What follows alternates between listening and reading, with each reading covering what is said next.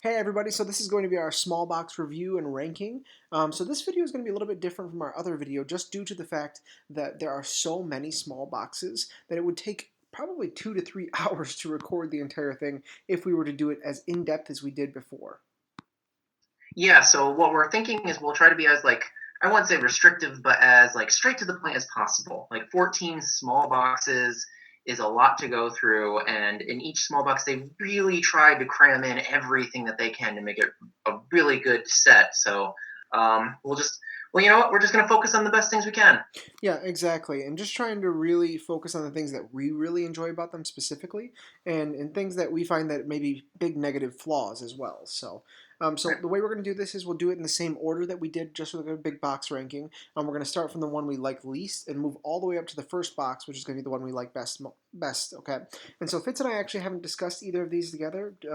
Like we said before, we want to go in with our minds open to what the other person's going to be doing. I'm interested to see what Fitz says. So, all right, Thank so I'm going to go ahead and start us off. We have 15 small boxes that we're ranking, but the bottom three boxes are going to be basically all in 13th place to me. Okay, and I think that you can guess which three boxes I'm going to put here, Fitz. It's pretty obvious because I think you and I are in the same boat with those three boxes. Yep. And we should also add, just for disclaimer, these are our opinions. If anyone would like to disagree with us, definitely. Obviously, small boxes are to each their own and your own playstyle. So even especially for these three, maybe you guys have played, you viewers have played them more than we have. Yeah, for sure, for sure. So the three boxes that I have at the very bottom are going to be Deadpool, Fear Itself, and Homecoming. So I put Homecoming at the bottom, and out of the three, I put it at the very bottom of it just because it's screen caps. I'm not a fan of the screen caps. I don't like what it does to the game in terms of how it looks. I'm sure there are some good things in that box, but honestly, it wasn't even worth it for me to buy it because of the fact that it is the screen caps. I'm pretty much exactly the same way. My only irritant, if you will, for lack of a better term, is they have the Jatauri, and I really wish they would be a henchman someday, Well, like and the that actual henchman. the Chitauri is in the base set one, right? Yeah, not the homecoming, but like those screen cap versions where they Yeah. tend to do that. The base set one has it, so every time I see that small homecoming box one, it just makes me think of that, and I'm frustrated. Yeah, yeah. They do also have the Vulture in that set as well, I believe, as the hero, as the mastermind. True, but they also have the Vulture as a villain in Paint the Town Red. True, So true, but it's not a the mastermind aspect. So that's the only difference I could see. So, and then the yeah. other two that I have here are going to be Deadpool and Fear Itself. The only reason Fear Itself is probably the highest of these three to me is just because it introduced the game mechanic of thrown artifacts. Okay. I'm actually going to be in reverse order for you, mostly because with Fear, it's the same thing as Homecoming. I never bothered with it. I've never been intrigued by it. Not to say that it's not enjoyable, but it's also, keep in mind, the small box set geared towards villains. Yeah. The thrown artifacts being in there is a good thing. I will agree that is a great thing. But my introduction to that came from a much later small box, which we'll talk about in a bit. Yeah. And then I put Deadpool. My reasoning for that is Deadpool could still technically play well with the other Marvel legendary sets, but at the end of the day, it also doesn't mesh well with everything. So, Yeah. Yeah. And to me, Deadpool is honestly just a party set. That's one that I would use if I was have a group of friends over. We're playing a game like a 5-person game of Marvel, and we're all just kind of playing. And I would pull out Deadpool if I were to play that because it's then a it's gimmick. it's I feel fun. like People it's a can just gimmick. like mess around with it, do what they want with it, and then nobody's really playing that seriously. Even though it's Marvel, you don't play that seriously regardless. But it's not as competitive. Correct. I 100% agree with you. All right, well, then let's move into the other boxes that we do consider more when we're talking about our rankings. My number 12 box is going to be Noir. Really, I actually thought you were going to put Noir a little bit higher on Yeah, that and list. honestly, I thought the same thing at first as well. But as I was filling out my ideas and like thinking about like what I liked about the different boxes, it just kept getting moved down. It's thematically uniform, which is great, and it has decent keywords. Like for example, like hidden witnesses is nice, and the schemes are okay. But the heroes themselves, I don't find myself going back to some of them very often. Like for example, Luke Cage Noir and Angel Noir, I really can't stand Mustache Superman. That's the only. That's one of the big things that bothers me about it. Yeah, I can see where you're coming from with that. Yeah. And really, like those heroes, they're just different versions of a hero that already exists in another set. Which So makes yeah, sense. Thematically, nothing it new, makes nothing sense. exciting. Exactly. And the masterminds are just kind of okay as well. I don't find myself when I open up my box and I look to see like what do I want to play tonight. I don't think that I want to play against Charles Xavier or like the Goblin. Those are like if I were playing a game where I had two masterminds in it. Like if you had a drained mastermind off to the side, potentially I would throw in the Goblin, or potentially I'd throw in Charles Xavier. If I'm doing like something that's like Spider-Man or X-Men specifically focused, yeah, I might throw those in, but those would be more of a lower consideration for me. And so that's why this one just made it at number 12. Okay. Well, I'm actually going to come at you with my number 12, and it's going to be different, obviously, from Noir, if you guys can't tell where I'm already on that stance. My number 12 is actually going to be Dimensions. Okay, okay. All right. I'm interested to hear why. So it's actually, the first thing I point out is I'm not a huge fan of the investigate keyword and the investigate ability. To me, investigate is just luck. I can only use it if I have the right number and then the right cost of that hero pops up in the HQ, and then I can just happen to switch around to get something exactly I need. It's not. I feel like it's always about luck, and it's always a changing strategy. So I'm not a huge fan of that.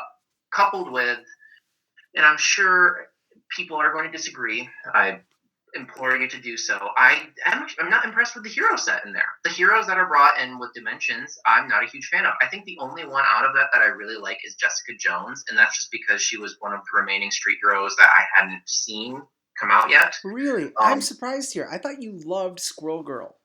I do love Squirrel Girl. She is not the one to catapult this up higher, though. So what you're saying is you didn't go nuts over Squirrel Girl?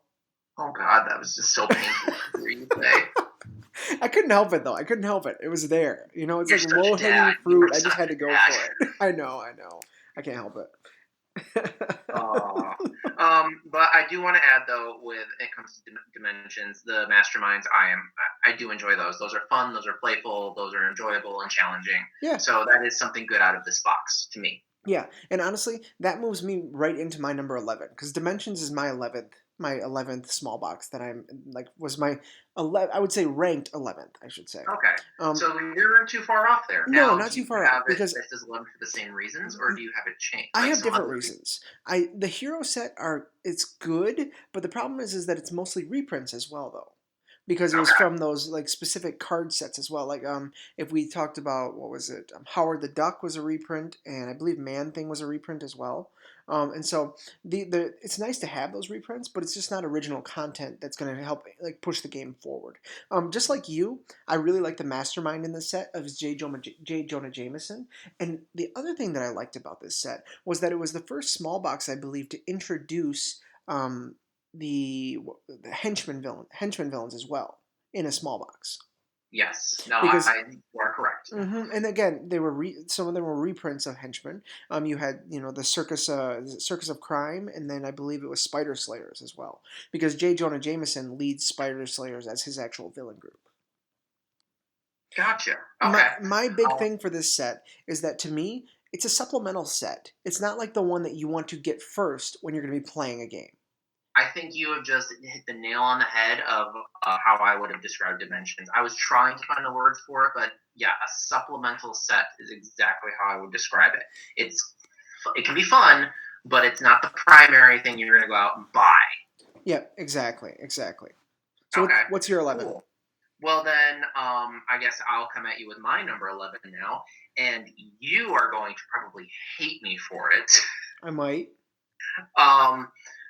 Please hear me out. My number 11th is Captain America's. What is wrong with you? What is wrong with you? How is that even possible? I have my reasons. Okay, well, I'm going to let you think about this for a minute. Okay. I'm thinking about it. And okay, all right, I'm going to listen. I'm going to listen for a minute. You go ahead. Go ahead. Now there Okay, I'm done. No, you're wrong. Go ahead. Now, are you? We're just done. Are we just going to end the podcast? Yeah, that's it. All right. Okay. Fitz has to So reflect on this for a again, little while. We're going to come back in 2 days, give this another shot, and then we'll go from there. and you're not going to be happy until I make it my number one. Is that what you're No, saying? no, no. But at least number six. At least number six. Sorry. All right, go Again, ahead. I know it pains me to say it. I love Captain America. I love Winter Soldier. We both do. I mean, come on, man. We both have tattoos for both Captain America and Winter That's Soldier. true. So That's true. obviously, I should appreciate this box more than I do. But and maybe maybe it was a problem with my set. I don't know. I feel like I saw on your set as well. The artwork and the way some of the printing was done, there are a lot of mistakes, and it looks horrible. So, I was kind of in that camp for a little while with some of the artwork, like the classic Cap look to it, because it's the 75th anniversary of it. But it really grew on me, and I classic liked Cap, the I can get artwork. fine. Classic Cap, I'm fine with. It's like Steve Rogers, director of Shield. Everything looks fine except his face looks like it got photoshopped. That's the only one I would agree with you on that. I would agree with you on Steve Rogers' look, but Winter Soldier looks great. Agent 13 looks great. 1941 Cap looks great, and Captain America Falcon definitely good. I'm gonna I poke feel holes like in they're your boat terrible. like crazy with this one. Yeah, I know people are probably going to hate me for this, and that's fine. I just is if I'm going to get a small box for Marvel, there are 10 other options I'm going to get before that Fair I would enough. get before this one. That's fair enough. That's fair enough. Yeah. And the other thing, I'll talk about it a little bit more in a little bit, but the other thing that you could say about it too is that one of the masterminds is a repeat. Exactly. There's that, and I was actually going to go on that as well. One of the masterminds is a repeat as well. Mm-hmm. I do, not having said all those bad things, I do love Man Out of Time. That is the ability introduced with 1941. Yep. So I do love that ability because it can just playability with it, especially with Winter Soldier. He's not restricted to other teams. Like, that's awesome. And then Savior can be pretty situational. But yeah, there's just not enough good things in here for me to put it into my top 10. Fair enough. That's fair enough. That's fair enough. So, well, my number 10, now that we are getting to the top 10, is actually going to be Champions. Okay. I'm again surprised you would have put it there, but I'm Okay. intrigued. Where would you see Champions for me? Where do you think I would have put it? I guess not number 10. I guess I would have expected you to just put it I wouldn't say number high in your top 5. Certainly not. But I thought with the enjoyment I feel like you get from cheering crowds, you would have had it at least at 8. Yeah, and see, my enjoyment of cheering crowds is balanced out by the fact, though, that the other keywords within this set are all recycled keywords from other sets. Like, for example, Demolish is from Villains. Versatile, I think, is from Dark City, and Size Changing is already from Civil War. So that level of innovation that I see within the set, it just isn't quite there in terms of the other keywords. I like a set that has a few different new keywords just for the diversity within the game. The reason that this set is ahead of Dimensions and is ahead of Noir for me is because I really like a couple of the heroes in this set because I think they're really good with the new keyword. Specifically Viv Vision and Nova. Both of them are really good. Both of them thematically work really well, and I'm just really excited to actually have a playable version of Nova within the game. Those are actually the same 2 heroes I would have picked out of there as well, particularly Nova. Nova is one of my favorite Marvel characters. I can't wait for him to show up in the MCU. I get that this Champions is taking more along it's the kid heroes and and Nova is there is a kid version of Nova in the Marvel universe for the comics and everything, so that's the route they went. But I would have liked it to be the adult version, but either way, I'm fine that there's a Nova here. And the fact that he has cheering crowds and can use it is pretty cool. Yeah, yeah. And the other thing that kind of pulled it back for me to number 10 versus being a little bit higher is the fact that Miss Marvel to me is basically more of a supplemental hero versus what I expected her to be in terms of being a good quality hero. And the masterminds in this set are just okay, and they're not the biggest of draws. Okay. Now, again, I think we're getting on the supplemental point again, which is something I'm agreeing. I can agree with you on that. Yep, and that's what definitely pushed this down to 10 versus being a 9, 8, 7 type of spot. Gotcha. Okay. Well, my number 10, since we're on the topic of number 10, is actually going to be Venom. Okay, I can see that. Yeah. So the reason I do that, the reason I do it for Venom is I I guess like Venom is cool. I like Venom. He's definitely a great hero to add. Carnage, I was kind of shocked that he was a hero, made a hero, even though he's also a mastermind villain. So, but I get it. It's like the symbiotes pack going in there. And then we've got Venom Rocket Raccoon, we've got Venom Doctor Strange, and then we've got Venom Cool. Like those are cool and fun and everything. But the Venomverse heroes, they're only going to pair well with each other. Yeah. Like that, in my opinion. The if you need another Venom hero to trigger another like its ability, you better hope that you don't just have one in your lineup. Otherwise, who else are you going to do it with? Yep. And then I love the masterminds in here. I do think they are incredibly difficult to play against, to the point where sometimes I don't think it's even fun. Okay, all right. Poison Thanos, beautiful artwork, fun play style. Such a struggle to beat him. Like it's almost like what's the point? Like I have beaten Thanos is hard enough as it is. I have beaten Poison Thanos. I have I not do. beaten the epic side of it though. I've beaten him too. I've never beaten the epic side either. No, his So epic side is insanely difficult. yep. So and that's kind of why I put it down there. Now again, having said that, there are some good things here, like that symbiote bonds with the villains. That's kind of exciting because then you're just thinking, oh wow, I wonder what villain I'm going to bond with, making this villain even stronger. That's kind of cool. The digestion or the digest and the ingestion abilities, I think it's great because that way you always get something to use with one of your symbiote heroes. Excessive violence, I'm not a fan of, but And excessive violence is actually originally from the Deadpool set as well. yeah, and I think maybe that's why I'm still feeling that emanate from the Deadpool set, where I just don't think it's good enough. Yeah, and honestly though, I completely agree with where you place Venom because my number 9 is going to be Venom. And Okay, so so I'm yeah, right there with you with that aspect because honestly the heroes are slightly obscure as well, like you said, the Venomized versions of them. I mean, it's very niche. It's just like the Noir set in that you have to they're heroes that you already have, but they're just a different variant of it. Okay, right. and I that would have preferred more Venom unique heroes, not mhm. just heroes that have Venom attached to them. Yeah, and and it makes sense, like we both have said for the theme. And Poison Thanos, honestly, I actually really enjoy the masterminds, just because I really enjoy a game where the mastermind is extremely difficult versus the scheme being really tough. And so Hybrid and Poison Thanos both are right up my alley, especially because they're villain groups. The villain group, the Life Foundation, having the ability to symbiote bond all of those villains with villains from your victory pile or villains from the actual villain deck are really it's really fun. No, totally. Yeah, I'm glad. I think we're on the same page, and I Yeah, think that's why you have it close yeah, as your number 9, and yeah. have it as number 10. And like you were saying about digestion and indigestion, I think those keywords are interesting as well, depending on the context of the game that you're playing and who you're playing with, because it changes your strategy based on what type of game you're playing because of the fact that if you are using these keywords, you may have a card that causes you to get rid of a card in your victory pile. And so that may make you think twice about whether or not you're going to do that. Right. I think it's Venom's Rare that actually does that. Every single time you have to KO a card from your victory pile.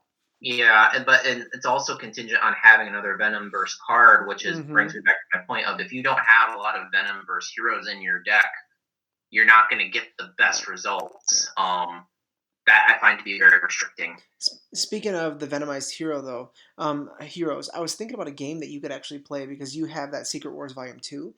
So you could play a solo game, and you could make it the Strange game, Doctor Strange from Secret Wars Volume 1, Venomized Doctor Strange, and then Doctor Punisher, what is it, Sorcerer Supreme, and do that as a solo game. That's that's actually a really good idea. Granted, I don't ever want to use Doctor Strange Soldier Supreme. Yes, it's time. You should do that game after you do Uh, your yeah. Wolverine multiverse game.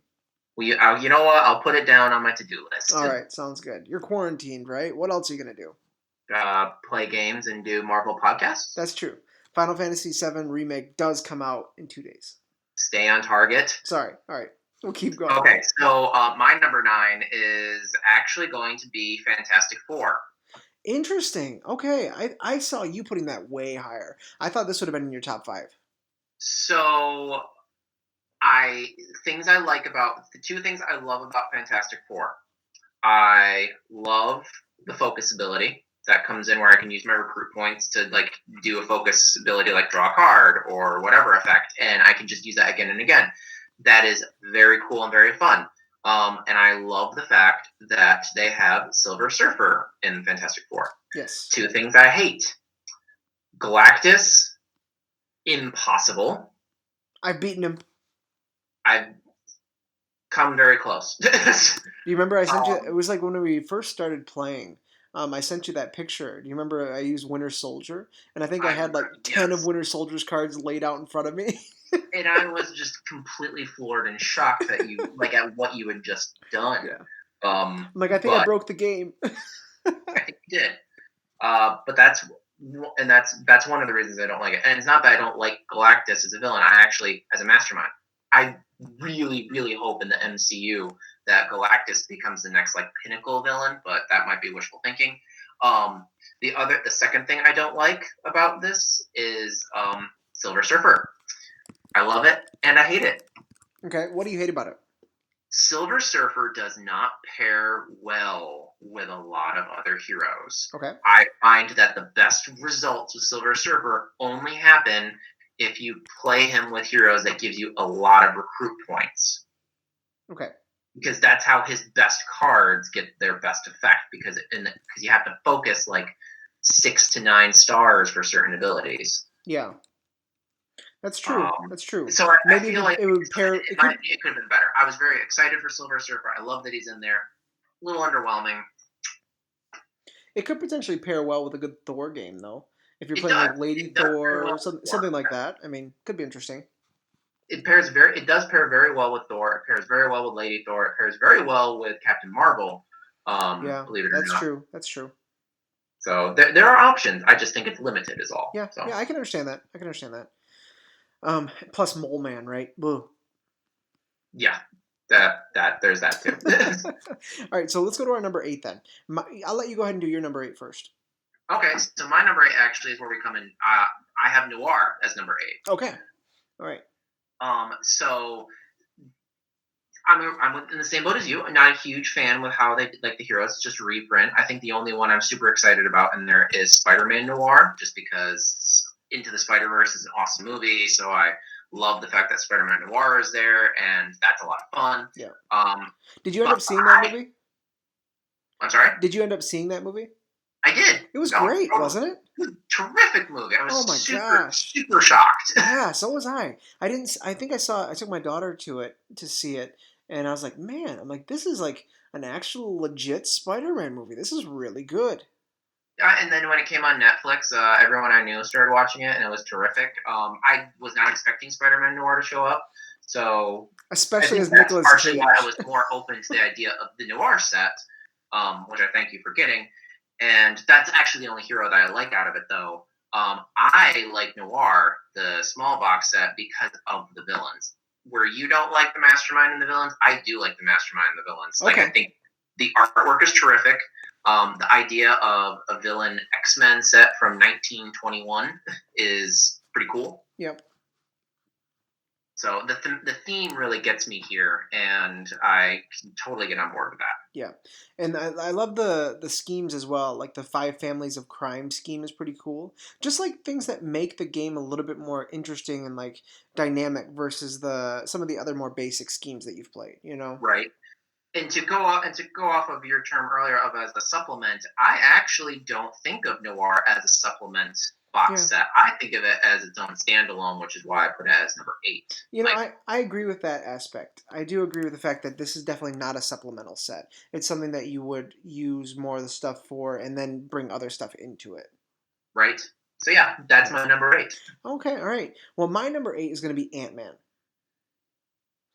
Okay. And based... Shots fired. What's that? Shots fired, but okay. I was going to say, based on your silence, I could tell that was not acceptable to you. So the reason that I have this higher than Venom, higher than Champions, and some of these other sets that I do like is the fact that it does have some great heroes in it. It has Ant-Man, it has the Wasp, and it has Black Knight specifically. All three of those heroes are ones that I really enjoy playing with, and they have really good keywords as well. So size changing may be recycled from Civil War, but it also has microscopic size changing, which is something that I really, really enjoy.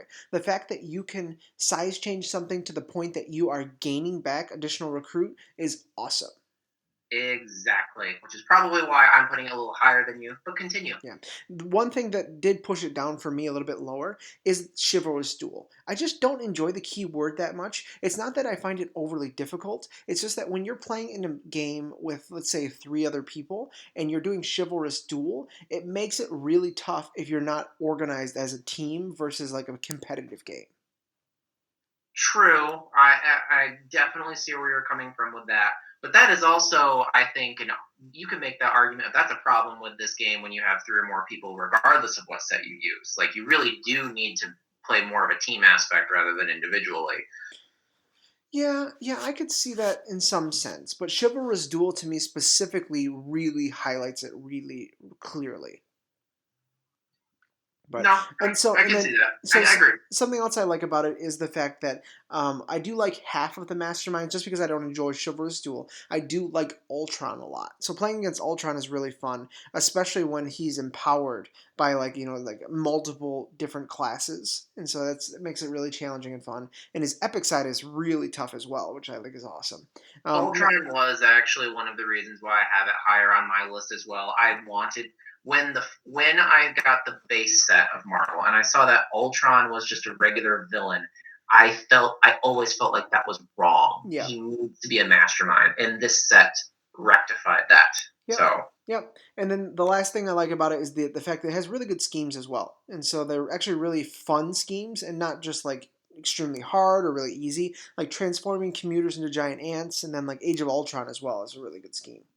pulling Earth into medieval times, I honestly don't dislike any of the schemes That's in true. this That's true. set. Yeah, they're all good. They're all good. So let's go on to number 7 then.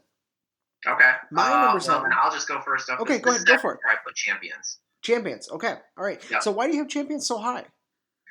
Because I actually found that I love Nova, like I said when we were talking about it earlier for your set. Yeah. But I thought Savior was a terrific ability that came in that could be used in multiple scenarios and other situations. I think it can pair very well with Savior. I think it can pair very well with a Black Widow in your deck. Pretty much any scenario or play style where you like to rescue a lot of bystanders, you can really build off of that. Did you say Savior? Or not Savior, sorry, Cheering Cheering Crowd. crowds. Gotcha, Yeah. gotcha. I was gonna say, I'm like, Savior's from Cap. I'm like, No, no I was wonder you saying have Cap so that low. Cheering Crowd pairs well with Savior. Yeah, Sorry, yeah. I got myself mixed up. So, all right, cool, yeah, and I agree with that. I mean, cheering crowds is definitely a really fun keyword. Having the ability Right. to just bounce one of those, bystanders back to the stack, and like I said, my primary issue with the set was the fact that there are so many recycled keywords versus new types of keywords that you could run into. No, that makes sense. And I guess I should add here too, when it comes to 9, 8, and 7, like yeah, I rank them as 9, 8, and 7, but they are extremely close. Like there was like one reason that kind of set them apart. Yeah, yeah. And it could have gone either way. Yeah, Maybe the creators had tweaked Noir just a little bit in a different way, where they had different ways with the hero, did something different with the heroes, or maybe if Fantastic Four had Silver Surfer done right, it definitely would have been in number 7 for me. Yeah, I honestly feel from boxes 12 to 1, they're all good boxes. I like all of them and I enjoy all the stuff in them. It's just that there are some minor details that divide them, like you said. When we get into my top 6, that's when I think I'm actually the opposite of you. They're really going to be far apart. Like now we're going to start picking up pace. But okay, let's go on to your number 7 though. Okay, all right. Now my number 7 is going to be Fantastic Four. Okay, so this yeah, one. This one's a little bit higher for me than you, but the reason that I have it this way is because I do like the fact that it's a really nice thematic box that fits really well together. My one issue with it is the fact that because of the fact that it focuses on Fantastic Four heroes, and like one of the main icons that you have to use is the Fantastic Four icon for like the hero class. Not the hero class, but the team, I should say. It makes it difficult to add these in with other teams as well. I mean, there are cards in the sets that do relate to just hero class specifically, but the team cards are a little bit more difficult. I would agree with that.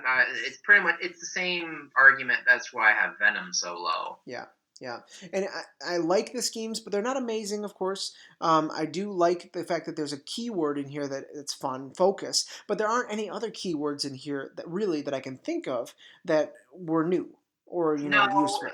Fantastic Four, remember, is actually one of like the initial small boxes that they released, so Yep. there wasn't a lot of new and amazing things Yeah. coming out of it because they were just still starting. Of course, of course. And when I think about like this set though, I think like this could have been the original set where size changing could have come into play with Mr. Fantastic.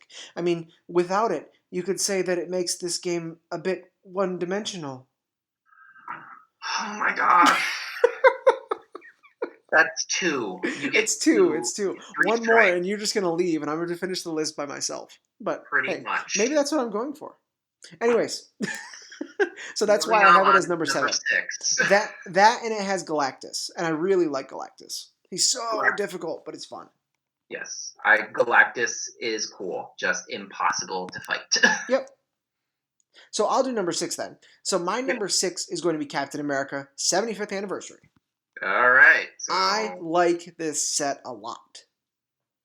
Now, the reasons I like this set are similar to yours, but I also have that I really like the schemes from this set because if I'm playing like a mastermind that's a little bit easier, like for example Baron Zemo, I really like to have a difficult scheme to tie into that. And so the schemes that I'm talking about here are like change the outcome of World War II. That scheme is so hard. that scheme is hard, challenging, and I actually have never had a bad time playing it. I've lost to it several times, but it is a fun scheme. Yeah, I think I've only ever beat it one time, and I've lost every other time. Just because with that, the city changing all the time, and you have to keep playing 2 cards in the villain deck, man, it just makes it so much tougher. Especially in solo play as well, because of the fact that if there's a mastermind, you have to play 2 cards from the villain deck. A master strike, excuse me. You play 2 cards from the villain deck. No, that definitely makes things extremely difficult. Your strategy always has to be changing. Yeah. Yeah, I agree. Yeah, and then the other one that I'm talking about is the Unbreakable Enigma Code. Have you played this one? No, actually, I haven't played that one This yet. one is ridiculously difficult. You have to like memorize the order of cards, like these hero cards that are in a stack to the side, and it's a code that you have to guess. And you have to, you can pay to flip up one of them to reveal it, and then you have to memorize the order of the cards. And yeah, that's how you end up breaking the Enigma code. But See, the that's problem different. is that the Play order along keeps this one. changing. I could, yeah. You know what? I'm gonna play that one soon. Frustrating, difficult, and not one you should play with your wife. Noted. She probably will hate it. Yeah, exactly. She's like, I'm not playing anymore. And so the other reason that I have this one up so much higher, 2 reasons actually. I really enjoy the heroes in here. I love Captain Falcon, Captain America Falcon, not Captain Falcon, but Winter Soldier. I love Captain America 1941, and I also really like Agent 13. Okay. She is. You know what? She is a good card to have in Yeah. there. Another hero edition. She's also one of the first Shield agent ones that we've had added Mm-hmm. in this time frame. Remember when Captain 1941 came out? There weren't a lot of other Agent of Shield heroes to pair with. I think at Yeah. this time it was still just Nick Fury. Yeah, yeah. And since that point, we've really fleshed that out and added some more to it. So, and then of course, Um, the last thing is the keywords. The keywords in this set are really, really fun. Man Out of Time, and Savior are both applicable to just about any game that I've played. Because you can use the Savior cards, I mean, the cards that are within the actual, like, Captain America 1941 set and Captain America Falcon to become a Savior, regardless of what the other 2 heroes are. And then they're also good with other heroes. right.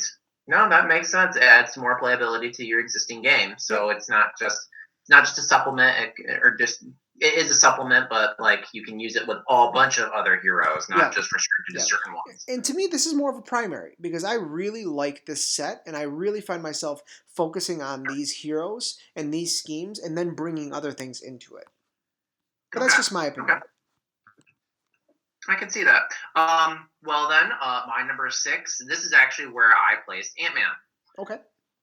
And I didn't place Ant Man here because I didn't think it was great. I just thought my top 5 ahead of this are just so much better. I am a fan of size changing. I know it was recycled from another set. I am a huge fan of microscopic size changing for the same reasons you are, where we can just like reach the point where it's positive. I am even more of a fan with empowered. I think that ability is, especially with Black Knight, is just too good. Yeah. I will always go for a Black Knight, that the instinct Black Knight one where he's empowered all the time. Yes. You pick which class it is, right? Yes, based off of in HQ. Yes, Yeah. and Ultron is a terrific mastermind. I actually find Chivalrous Duel challenging because I think it forces you to do something different. So in a 1 or 2 person game, I actually think it's really enjoyable and puts it above the rest. Okay. But those are all just good things, and I put it as number 6, not because of any bad things, but just because the next 5 have better things. Yeah. In store. And when I look at our list so far, it looks like our top 5 boxes are the exact same boxes, but the question is what the order is. I'm intrigued to know what your number 5 is, Zach. My number 5, Shield. I was not expecting you to say that at all. So Shield is my number 5 because I think of Shield as more of a supplemental set versus the other ones because it's expanding upon specific. It's not a primary set where it's still in your top 5. It's a primary enough set to me that it would be my top 5, but it makes such an improvement to specific aspects of the game that it becomes more of a supplemental set as well. Because it's improving upon different parts of the game that have been standard parts for the longest time, but it's made it that much better. And so specifically I'm talking about that it improves the shield officer stack finally. The issue I had with that though was that I thought that they messed up how they did the shield officer stack in terms of the actual balance of how many new shield officers you have versus old. I thought they should have cut the stack in half and then had an equal number of Maria Hills and an equal number of new shield officers. Just so we're clear with everyone who might be listening, when you say cut the stack in half, you mean cut the existing base. Exactly. Shield Cut the base stack of Maria Hills in half. Because currently you have 30 Maria Hills, and I believe you have 15 or 16 new shield officers that you're putting in there. So the ratio just isn't quite there, and the opportunity cost isn't there for you to actually recruit those because you're more than likely going to end up with Maria Hill. So the house rule that I like to implement is I cut those Maria Hills in half, and I do 16 and I do 16. So 16 Maria Hills, 16 new shield officers, just to get the balance a little bit better.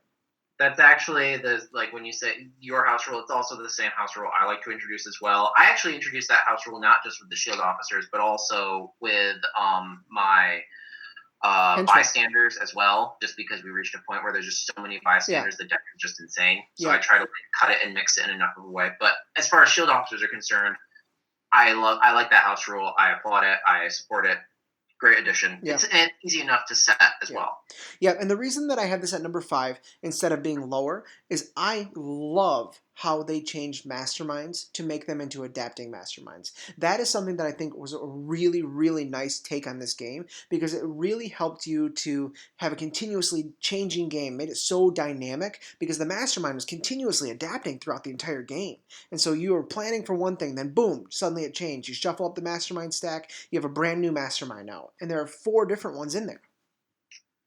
No, I'm also on board. But like you're saying, the things that you're saying that are good are things that I'm gonna say are good as well. Yeah. But they're also, I guess, I enjoy them more enough where I put it a little bit higher. Well, and that's the thing is like my negatives are the fact that the shield officer stack was not quite balanced the way I would have liked it to have been, and then the heroes that we have, I like 2 of them. I was disappointed in one of them, but I like 2 of them. I really like Quake. And I really like Mockingbird. Mockingbird's rare is phenomenal. And the keywords in it are so good. Can I guess the hero that you were disappointed with? I think I know what it is. You can definitely guess it. I think you're disappointed in Phil Coulson. I was hoping he would be better. I mean, he's decent. Maybe I need to play a few more games with him. I have played, I think, 5 or 6 games with Phil Coulson, but he's just been okay so far. It's not like something that I'm like, yes, I need to recruit that card whenever it comes into the HQ. Keep in mind that Phil Coulson is just only human. Yes, but still, if you're gonna make the set about shield officers, make them good, right? And then the other one I was slightly disappointed in was Deathlock. I'm just not a huge fan. I mean, to me, it's just like a poor man's cyborg. I can see where you're coming from with that. Yeah. Poor man cyborg is actually a pretty decent analogy, but how about well, I have more to talk about for Shield. Yes, yeah. So tell me your number 5. So my number 5 is Spider-Man Paint the Town Red. Okay, all right. Yeah.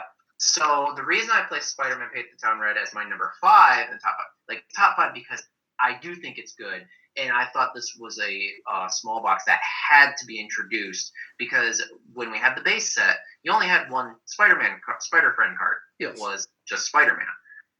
And you're pretty much sitting with this whole set, and you're like, oh, I've got all these X-Men heroes, I got all these Avengers heroes, and now there's Spider-Man.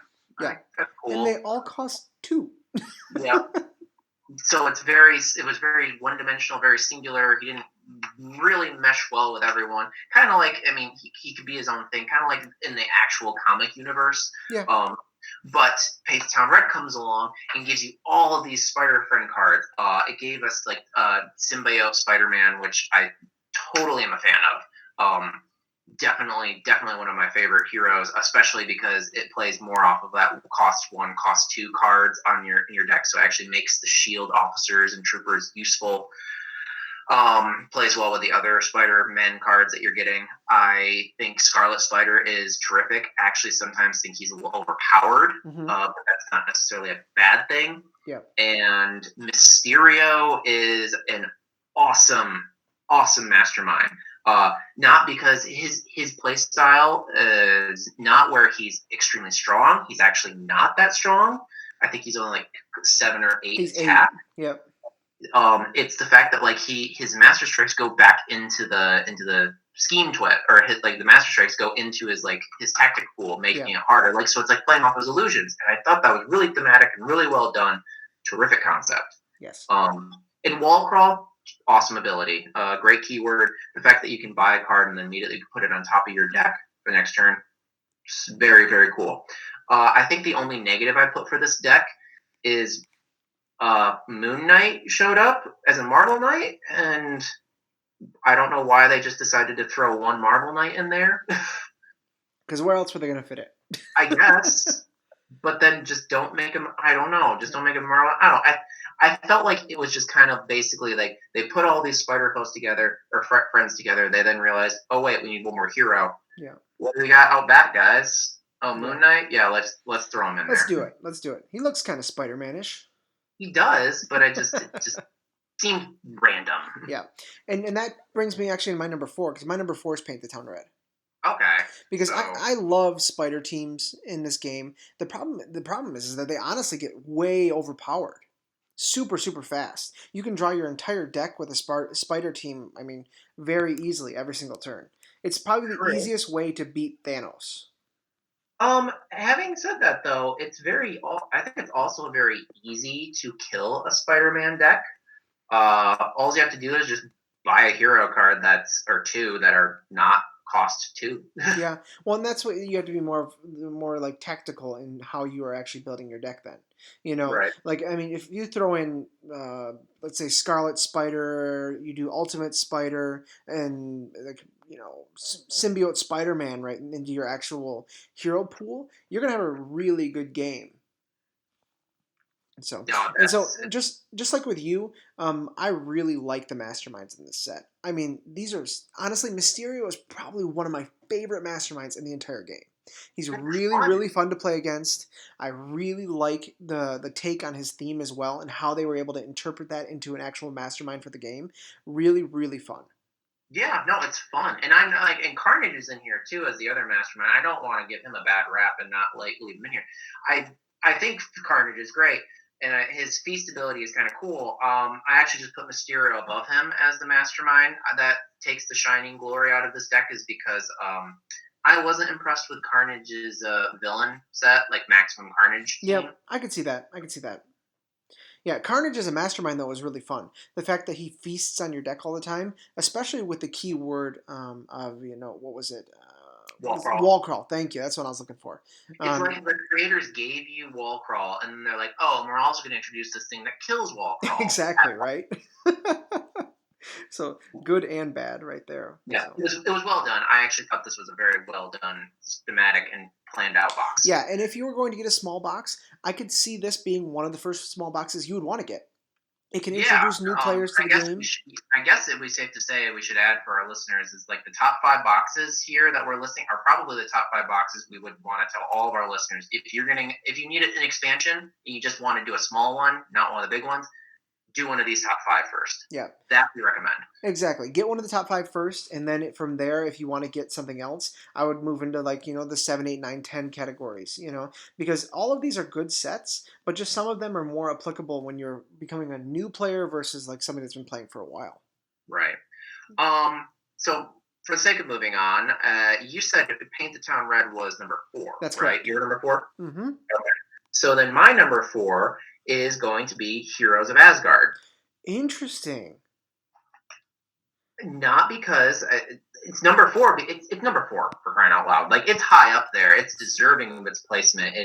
You can make arguments that could be better. I do really like Heroes of Asgard. I remember when we first got it. I've been wanting this introduction of Valkyrie and a new Thor and Beta Ray Bill, and like all these heroes are terrific. So that's why I placed it as my number 4. Again, my 3, I just think revolutionize the game better, or more bang for the buck as far as the small box is concerned. Okay. But things I love out of this that put it at number 4 are Worthy. I think is a great ability. Yep. Where you just have to show, like, if you have a hero that costs 5 or more, which it's great. It finally gives you more motivation to buy an expensive card. Because I think sometimes there's a tendency in this game to go for cheaper cards just to kind of like flood your deck. Now you have a reason to buy more expensive cards, other than the fact that expensive cards are pretty awesome. Yeah. And I love the fact that they brought back artifacts in here, in particular throne artifacts. That new concept, definitely fun. Yeah. This set, Heroes of Asgard, made me realize that they missed an opportunity with the Captain America 75th anniversary set. There should have been a throne artifact in that set for Cap's shield. Oh, I didn't even think of that, but that makes such good sense. Yeah, that's the ultimate missed opportunity to me. If that shield would have been in the 75th anniversary set as a throne artifact, ooh, that would not have been number 6 to me. It probably would have been number 3, number 2, potentially number 1, because that in and of itself would have been amazing. Could you imagine how cool that would be? I mean, it's not like, Cap's shield always comes back to him, like, not in the same way as Thor's hammer or Stormbreaker, but... But think about what you could do when you mix up those games, too. You could take Thor's hammer Mjolnir and Cap's shield, and you could put them into one set by taking out different cards, and then you could play a game against Thanos and make it like your endgame game. Oh, this could be so cool. Nice. Yeah, I agree. Could have been so cool. My number 3 is going to be Guardians of the Galaxy. Okay. Do we agree? Okay. You have it in your number 3. That's not my number 3. Okay. I have Guardians of the Galaxy a little bit higher, but I can see it's still in top 3. Yes. It's deserving of being in top 3 at least. It's top 3 set. It's got amazing synergistic heroes. They're really powerful. My only issue with it is that sometimes they're a bit too powerful. I find that when I introduce them into other games, it can sometimes break those games. I'm sorry, I don't understand why that's a bad thing. Yeah, you're right. I mean, it's amazing to be able to win every time. But having Star-Lord in there, having the ability to play Star-Lord's artifacts, like, for example, his one that's 6 cost that makes you draw a card. If you have 3 of those out, you're drawing 3 additional cards every turn, which is allowing you to move through your deck faster. It's allowing you to gain access to more cards throughout the game, like at a much quicker pace. And so it just makes the game so much easier. Yeah, but that's also keep in mind too. If you're only playing a 1 or 2 person game, if you're playing like a 3 or 4 person game, chances are no one's going to get all 3 of them at It's once. true. It's true. But to be fair, our experience is more related to 1 and 2 player games. Valid. I will agree with you on Yeah. that. The other reason that this is higher than Paint the Town Red and Shield and these other sets is because the masterminds in this set are honestly some of the best in the entire game itself. Thanos and Supreme Intelligence are both really, really enjoyable masterminds, in my opinion. Yes, they are. They are some of the best. And I actually, with for Thanos, obviously, I'd make the argument the best Mm-hmm. Mm-hmm. villain to be introduced through a small box. Yeah. For masterminds to be introduced through a small box. Yeah, and the villains that go with those actual masterminds are both really fun to play with, and they're thematic and they go really well with the schemes that they have. The Kree Skrull War to me is one of my favorite schemes because I love using the Skrull, and the Kree are also really fun to play against. No, definitely because they pair well based off of the movie as well. Yeah, We got that out of the MCU recently. It actually took a villain from the base set and used it in a way that was fun and enjoyable. yes, So that's honestly perfect example of why this set should be in the top 3. yeah. I have it a little bit higher. Mm-hmm.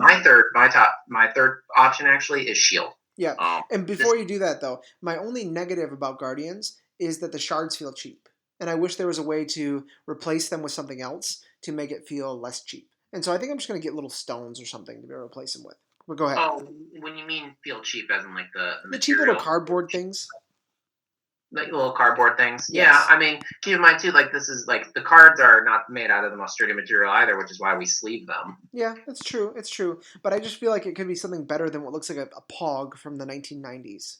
You want your own little colored stones, don't I you? do. I do. I can see why, but okay.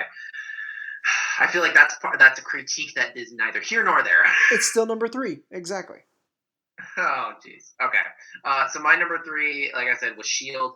Um, for the reasons you like Shield and place it in the top 5 are the same reasons I do. I actually like. I thought the Shield Officer deck needed to be revolutionized. I wanted that since the base set came out because I used to always like you've played with me on these games. I always used to ignore the Shield Officer deck Yeah. because what's the point? Yeah. This actually introduced something that made the Shield Officer deck enjoyable, and I wanted to use it. Yeah. Something else that it took from the base set and revolutionized and made more beneficial and enjoyable. Your victory pile can now actually be used to your benefit with the That's true. undercover keyword. The Yeah. fact that you can put a hero in your victory pile, a shield hero, and it's worth 1 victory point, and then that triggers additional abilities later on down the road, is an awesome ability that revolutionized a piece from the base set. Yeah. So that's why I felt like it needed to be in number 3.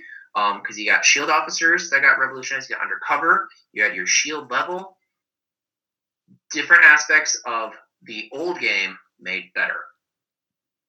That's And true. then, no, sorry. No, I said that's true. I mean, I absolutely agree with you on that aspect, and I really like the fact, like with the shield level and the Hydra level, the fact that like throughout the game you're progressively building those levels up as well, and it just continuously increases the amount of like return on the investment. And let's also not forget there's a scheme that really sets everyone apart. It determines who is a true loyal Hail member of Hydra. Shield or Hail Hydra. Exactly. That is such a fun scheme. When I first read that, I read through it like 3 times. Be like, am I reading this right? Like, nope, they're totally Oh, playing they're off. going for it. They are going for it, and I love it. They claimed it. Oh, it was yeah. Yeah, So I number remember. 3, I was gonna say, I remember we read that together, and we both went, "This is gonna be so fun." I'm ashamed to say it was probably more fun than it should have been, but Yeah. it's Yeah. uh, okay. So I would like to tell you my number 2, just Go because you for it. started talking about Guardians already, and I feel like we'll just keep the ball rolling on that page. That's my number 2 Okay. is Guardians of the Galaxy. Surprise. Because I like the same reasons you had listed already. The masterminds are terrific. The heroes they pair well and they synergize with everyone, and they can be used in other different sets. Artifacts were introduced in this set, and I think artifacts are terrific concept to have. The fact that you can place a card off to the side and always get that ability, I think, really makes the game more enjoyable. Like there's introduces another piece of the strategy, and the schemes. The fact that we actually have the Infinity Gauntlet in here, and you can do some schemes about that, and have one of the players turn into a villain if they assemble too many of the Infinity Gems. Oh, it really spoke to me. Yeah. This is my number 2 specifically for that reason. And the gems being a villain group themselves. Yeah. Yeah. I love that scheme, Forge the Infinity Gauntlet. I love just picking a random mastermind and making them forge the Infinity Gauntlet. Oh yeah. Hey, can we change the MCU? I think we can. Yes, we can. Well, today, J. Jonah Jameson's going to be forging the Infinity Gauntlet. He really, really hates Spider-Man. He just so much he wants to like rewrite the cosmos. I'm going to snap that Spider-Man away. All right. So my number 2 is going to be Heroes of Asgard. Now, the reason that I really, really like this set is because I'm a big fan of the comic runs as well. And so the theme here really spoke to me because having like the Warriors 3, Lady Sif, and having Beta Ray Bill, it just really was awesome to finally be able to have these heroes in the game. I really like the fact as well that in a hero set versus a villain set, they're finally introducing thrown artifacts in a way that's going to be useful and fun. Yes. And I knew you were going to put Heroes of Asgard very high for those 2 reasons. I knew you were going to be on board with the theme, and I knew you were going to love thrown artifacts, especially after your most recent video with Stormbreaker. Oh yeah, I had like 25 on one Stormbreaker. It was awesome. It saves the day. Yeah, and the other thing is that being that I'm a huge MCU fan, these masterminds specifically spoke to me as well. Hela and Malekith are both awesome, and having Malekith, because I remember reading the Lady Thor run of Mighty Thor, where Jane Foster, she was the breast cancer patient that would be able to transform into Lady Thor to help, stop the Dark Elves from taking over. He was a really fun thematic mastermind to be able to play against. I think the only thing I was missing out of this set was Heimdall was introduced as a hero. Oh, yes. I know. I wish that Heimdall would have been in this set. Honestly, though, I wish that Odin might have been in this set, too. That could have been cool. I was expecting Odin to be a mastermind. I thought there was going to be like a weird playoff of Odin being, nope, I'm really angry at everything. Yeah, that could have been interesting. That could have been really interesting. But yeah, so that's why it's my number 2. Same reasons you liked it, but also the ones that I listed. So gotcha. So and it sounds like our number 1s are the same. That would be 100% correct. So, Revelations. While it's not exactly a fair fight for some of the other boxes, due to the fact that Revelations has so much more in the box, this set is amazing. I think that I don't know. I'm kind of sad that you brought it up like that because now I feel like it is an unfair matchup. Revelations is everything that's right about small boxes and everything that's right about big boxes and combines it into one. Like, it's not so overwhelming like you get a big box expansion. You're like, oh my god, I have 400 more cards to play with. But then it's like a small box where you can still get a nice, like, interesting theme out of this, and it's very focused. It's the best of both worlds. Yeah, and the hero set in here really spoke to not only the comic book fan in me, but also the MCU fan in me. The fact that they put so many fan favorites in here. You have War Machine, you have Scarlet Witch, Ronin, Photon, Quicksilver, Captain Marvel, the alternative version of it. I mean, all of these are really, really cool. I don't think there was a single bad hero introduced in the set, in my opinion. I was not disappointed by any hero in here. Yeah, yeah. At first, I wasn't really that happy with how War Machine played, but the more I used him, the more I actually started to like him. Yeah, I loved War Machine the first time I played him. I remember when we went to Gen Con to actually get this set and also played it the first few rounds. War Machine and Speed were the 2 heroes I kept drawing and playing, and they were amazing. Yeah. The only hero I wish would have been in here was Wiccan. But he's in Civil War. But he's split in Civil War, Oh, that's just like true. Speed is. Speed is part of Wiccan. That's yes, you are right. And honestly though, that would be the only thing I would want to add to this set. I really, when I was at Gen Con with you doing the box tournament there, my focus was Speed and Hellcat.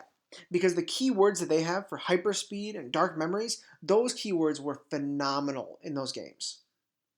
100% agree. I would add one other addition on that. Ronin, in particular, his common where you can choose what hero class Yeah. and what hero team he would be is so versatile. And if that comes up in HQ, I will buy it every time. Yeah. It's 3 cost covert, isn't it? I think it is Yes, 3 cost covert one. Yeah. So, and the only aspect, I would say honestly, the only aspect of this set that I don't like is probably Last Stand on heroes. Because you think it's extremely underwhelming. Not just that, but I just don't find it thematically that interesting. Because I think it should have been opposite for heroes. So Last Stand for heroes should have been if the city is full, then you get additional points. Gotcha. No, that's yeah, yeah. Now I never thought of it like that, but that actually makes a lot of sense. Yeah, I mean, because if you think about it, if you're using Last Stand as a hero, if you've already fought your way down to the last hero, the hero, you're not thinking about the hero being like, I'm going to be the most powerful version of myself now. You're thinking like, back to the wall, all these villains are coming at this hero. That's when they're going to be most powerful. They're going to want to fight back. And so that to me would have made more sense than actually having like, Last Stand be similar to how the villains are. Because it makes sense with the villains. If there are open spots for the villains, they're going to want to fight back against you as hard as possible. Now I'm gonna always look at Last Stand and always wonder what could have been. Oh, exactly. What could have been? House rule. House rule. Anyways, and then the other thing that I really, really love about this set are the masterminds. The masterminds in this set are phenomenal, especially the Mandarin and Grim Reaper in particular. So I'm actually going to say there are two things out of this that you haven't talked about yet that I think are better than the masterminds, and I. that's Mm-hmm. the fact that they introduced locations. Yes. And I think the Mandarin's rings as a henchman group are phenomenal. Yeah, and even more, the transforming schemes. Oh, there's so many good There's so things. much in this set that is so good. So if there's a box set that you want to get right away, this is probably the one that I would recommend first. It's a little bit more Yeah, expensive, of course, but it has so much in here that's going to be useful. I mean, I think over Christmas when Fitz and I were playing this game, like for about a month and a half there, every single time we played a game, we had something from this set in a game. I think we always had Scarlet Witch or Ronin Or War or Machine, something was always in there. Captain Marvel or it's just there is not a single bad thing in here that we wouldn't add. Like there's not a bad thing in here at all. Like Yeah. nothing that we dislike. Everything we think is great. It could go into any game. It's fantastic. Yeah, I would 100% put my money down for Revelations again if I Yeah. had to buy it again. Yeah. And I mean, the other one, the hero that we haven't mentioned as well is Darkhawk. I really like Darkhawk. Oh my And then gosh, how did I forget about Darkhawk? Yeah, I know, right? It's because there's so much good stuff already. there's too much good So, stuff in here. Oh, yeah. And then the last thing I would say about this set that I like is the fact that a lot of the heroes, because of the hyperspeed keyword, a lot of them have both recruit and attack icons.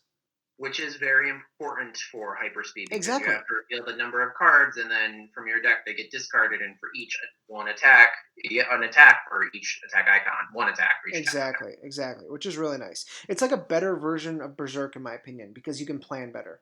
Oh yeah, Berserk was such a letdown. It was okay. It was just okay. You had to really focus your deck on making sure that you have high attack cards in there. But I mean, Berserk was just kind of okay. I mean, it was the first run of Hyperspeed. True. Revelations just took this and made it better. Yeah, yeah. So that's going to be our list in terms of our ranking for the small boxes. Let us know in the comments below what you guys think. Where would you guys rank these boxes? And we'll be happy to have conversations with you guys about it as well. Like we said, these are our opinions, but we have enjoyed all these boxes for the most part. Anything else you want to say, Fitz? I actually would like to add that yes, these are our opinions, but I will stand by that Revelations is the one that if you want to buy an expansion, buy Revelations first. Yeah. That I will argue on. The only reason I wouldn't argue for it is because Guardians of the Galaxy is so shortly printed. Well, yeah, if we're talking That's the about only rare aspect. here, that just adds a whole new Yeah, concept. yeah. I mean, they reprinted Guardians like a month or two ago, and within that time period, within a couple days, it was sold out again.